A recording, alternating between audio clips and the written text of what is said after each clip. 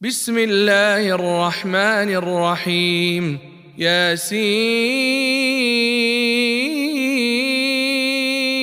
والقرآن الحكيم إنك لمن المرسلين على صراط مستقيم تنزيل العزيز الرحيم لتنذر قوما ما أنذر آباؤهم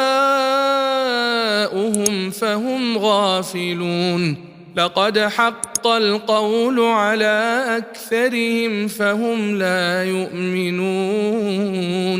إنا جعلنا في أعناقهم أغلالا فهي إلى الأذقان فهم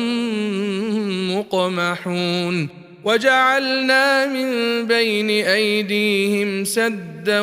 ومن خلفهم سدا فأغشيناهم فهم لا يبصرون وسواء عليهم أأنذرتهم أم لم تنذرهم لا يؤمنون إنما تنذر من اتبع الذكر وخشي الرحمن بالغيب فبشره بمغفرة وأجر كريم إنا نحن نحيي الموتى ونكتب ما قدموا وآثارهم وكل شيء أحصيناه في إمام مبين واضرب لهم مثلا أصحاب القرية إذ جاءها المرسلون إذ أرسلنا إليهم 2 فكذبوهما فعززنا بثالث فقالوا إنا إليكم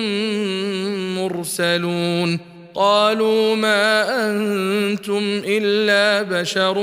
مثلنا وما أنزل الرحمن من شيء إن أنتم إلا تكذبون قالوا ربنا يعلم إنا إليكم لمرسلون وما علينا إلا البلاغ المبين قالوا إنا تطيرنا بكم لئن لم تنتهوا لنرجمنكم وليمسنكم منا عذاب أليم قالوا طائركم معكم أئن ذكرتم بل أنتم قوم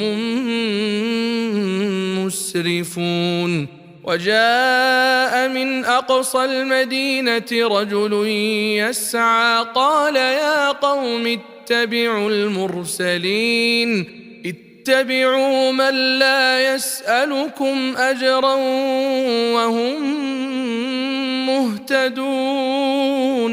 وما لي لا أعبد الذي فطرني وإليه ترجعون أأتخذ من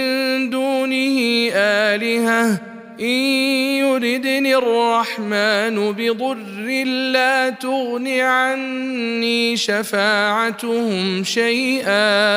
لا تغن عني شفاعتهم شيئا ولا ينقذون إني إذا لفي ضلال